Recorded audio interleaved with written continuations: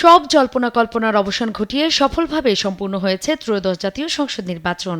299 আসনে ভোটগ্রহণ গণনা শেষে 297 আসনে ফলাফল ঘোষণা করা হয়। আদালতের নির্দেশে চট্টগ্রাম 2 ও চট্টগ্রাম 4 ফলাফল স্থগিত রয়েছে। শুক্রবার 297 আসনে নির্বাচিত সংসদ সদস্যদের তালিকা ও পরিচয় গেজেট আকারে প্রকাশ করে ইসি সচিবালয়। এখন নবনির্বাচিত সংসদ সদস্যদের শপথের প্রক্রিয়া শুরু করেছে সরকার। শপথ অনুষ্ঠান সামনে রেখে জাতীয় সংসদ ভবন পরিচ্ছন্নতা ও সংস্কারের কাজ শেষ পর্যায়ে। ভিগো ওয়্যার গার্ড প্রয়োজন মতো বাঁকানো যায়, অধিক চাপেও ভাঙে না। ভিগো।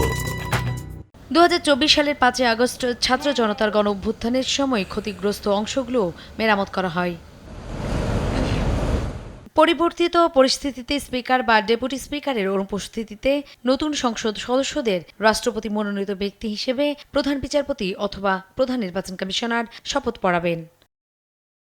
ত্রয়োদশ জাতীয় সংসদ নির্বাচনে 297 আসনের ফলাফলের ভিত্তিতে ভোট পড়েছে 59.44%, আর 299 আসনে গণভোটে প্রাপ্ত ভোটের হার 60.26%। আর শেরপুর 3 আসনে এক প্রার্থীর মৃত্যুতে নির্বাচন স্থগিত করে নির্বাচন কমিশন। নূপুর মাহমুদ, দেশ টিভি, ঢাকা।